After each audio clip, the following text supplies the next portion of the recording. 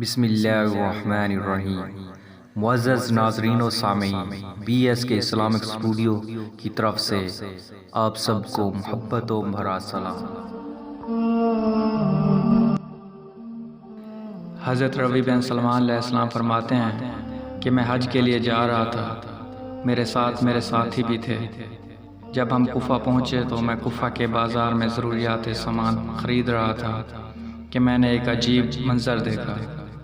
ایک ویران سی جگہ میں ایک خچر مرا ہوا تھا اور ایک عورت جس کے کپڑے بہت پرانے اور پوسیدہ تھے، چاقو لیے ہوئے اس کے گوشت کے ٹکڑے کاٹ کاٹ کر ایک زنبیل میں ڈال رہی تھی۔ مجھے خیال ہوا یہ حرام گوشت لے جا رہی ہے، اس پر آرام ہرگز نہیں کرنا چاہیے بلکہ تحقیق کی جائے۔ تو میں چپکے سے اس کے پیچھے چل دیا، اس طرح کہ وہ مجھے نہ دیکھ سکے۔ وہ عورت ایک بڑے مقام پر پہنچی جس کا دروازہ بھی اونچا تھا۔ اس نے جا کر دروازہ کھٹکھٹایا، اندر سے آواز آئی، کون ہے؟ اس عورت نے بولا، دروازہ کھولو، میں بدحال ہوں۔ دروازہ کھولا تو گھر میں 4 لڑکیاں نظر آئیں جن کے چہرے سے بدحالی اور مصیبت کے آثار نظر آ رہے تھے۔ عورت اندر چلی گئی اور وہ حرام گوشت لڑکیوں کے سامنے رکھ دیا۔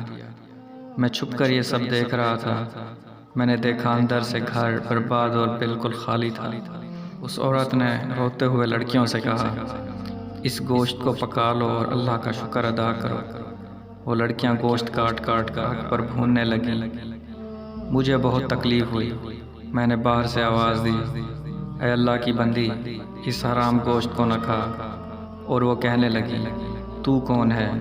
میں نے کہا، میں ایک پردیسی آدمی ہوں۔ عورت نے کہا کہ ہم سے کیا چاہتا ہے؟ 3 سال سے ہمارا نہ کوئی معین ہے نہ مددگار ہے، تو کیا چاہتا ہے؟ میں نے کہا، مجوسیوں کے ایک فرقے کے سوا خچر کا گوشت کھانا کسی مذہب میں جائز نہیں۔ وہ عورت کہنے لگی، ہم خاندان نبوت کے شریف سید ہیں۔ ان لڑکیوں کا باپ شریف آدمی تھا، وہ اپنی ہی کمائی سے ان کا نکاح کرنا چاہتا تھا، لیکن نوبت نہ آئی، اس کا انتقال ہو گیا۔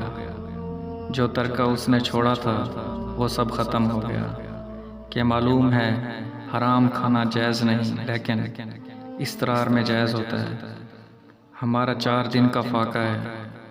حضرت ربیع بن سلمان علیہ السلام فرماتے ہیں، اس کے حالات سن کر میں بے چین ہو گیا اور میں نے اپنے ساتھیوں سے جا کر کہا، میرا اب حج کا ارادہ نہیں رہا۔ سب نے سمجھایا لیکن میں نے کسی کی نہیں سنی۔ میں نے اپنے کپڑے اور احرام کی چادریں اور جو سامان میرے پاس تھا وہ سب لیا، اور نقد 600 درہم تھے، اور ان میں سے 200 درہم کا آٹا خریدا اور باقی درہم اس آٹے میں چھپا کر اس عورت کے گھر پہنچا دیا، اور یہ سب سامان اور آٹا وغیرہ اس کو دے دیا۔ اس نے شکریہ ادا کیا اور کہنے لگی، اے ابن سلمان رحمۃ اللہ علیہ، تیرے اگلے پچھلے سارے گناہ اللہ پاک معاف فرما دے اور تجھے حج کا ثواب عطا کرے، اور تجھے جنت میں اعلیٰ مقام عطا فرمائے اور ایسا بدلہ عطا فرمائے جو تجھے زہر بھی ہو جائے۔ حضرت ربیع بن سلمان علیہ السلام فرماتے ہیں، حج کا قافلہ روانہ ہو گیا۔ میں ان کے استقبال کے لیے کوفہ میں رکا تھا تاکہ ان سے اپنے لیے دعا بھی کرا لوں۔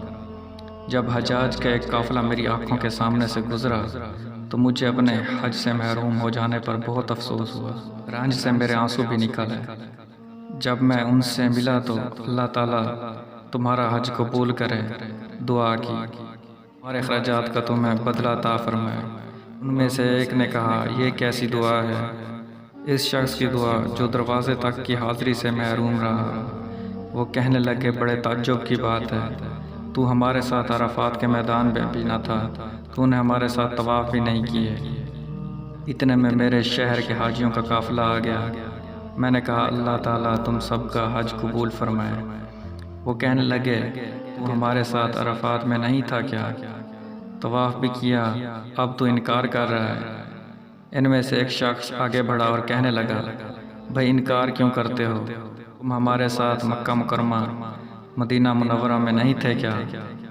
جب حضور اکرم صلی اللہ علیہ وسلم کی مزار پاک کی زیارت کر کے بال جبریل سے باہر آ رہے تھے تو اس وقت ازدحام کی کثرت کی وجہ سے تم نے یہ تھیلی میرے پاس امانت میں رکھوائی تھی جس کی مہر پر یہ لکھا ہوا تھا جو ہم سے معاملہ کرتا ہے نفع کماتا ہے، یہ لو اپنی امانت واپس۔ حضرت ربیع بن سلمان علیہ السلام فرماتے ہیں میں نے اس تھیلی کو اس سے پہلے کبھی نہیں دیکھا تھا۔ اس کو لے کر میں گھر واپس آیا، عشاء کی نماز پڑھی، اس کے بعد اس سوچ میں جاگتا رہا آخر یہ قصہ کیا ہے۔ اس کشمکش میں میری آنکھ لگ گئی تو میں نے حضور پاک صلی اللہ علیہ وسلم کی زیارت فرمائی۔ حضور پاک صلی اللہ علیہ وآلہ وسلم نے تبسم فرماتے ہوئے ارشاد فرمایا، اے ربیع بن سلیمان علیہ السلام، آخر ہم کتنے گواہ اس پر قائم کریں کہ تو نے حج کیا ہے، تو مانتا ہی نہیں۔ بات یہ ہے کہ جب تو نے اس عورت پر جو میرے اولاد میں سے تھی اس پر خرچ کیا اور حج کا ارادہ ملتوی کیا تو اللہ تعالیٰ نے تجھے اس کا نعم البدل عطا فرمایا۔ اللہ تعالیٰ نے ایک فرشتہ تیری شکل بنا کر اس کو حکم دیا کہ وہ قیامت تک ہر سال تیری طرف سے حج کیا کرے، اور دنیا میں تجھے یہ بتا دیا 600 درہم کے بدلے تجھے 600 شرفیاں دی۔ حضرت ربیع بن سلمان علیہ السلام فرماتے ہیں جب میں سو کر اٹھا اس تھیلی کو کھول کر دیکھا تو اس میں 600 شرفیاں موجود تھیں۔ محترم عزیز دوستو، اللہ پاک فرماتا ہے جو میرے بندوں پر خرچ کرتا ہے میں اسے اس کا بدلہ 70 گنا زیادہ دیتا ہوں۔ مزید ایسی ویڈیوز دیکھنے کے لیے آپ اس چینل کو سبسکرائب کریں اور ساتھ میں بیل آئیکن کو بھی پریس کریں تاکہ ہر آنے والی ویڈیوز کا نوٹیفیکیشن بھی آپ کو ملتا رہے۔ شکریہ۔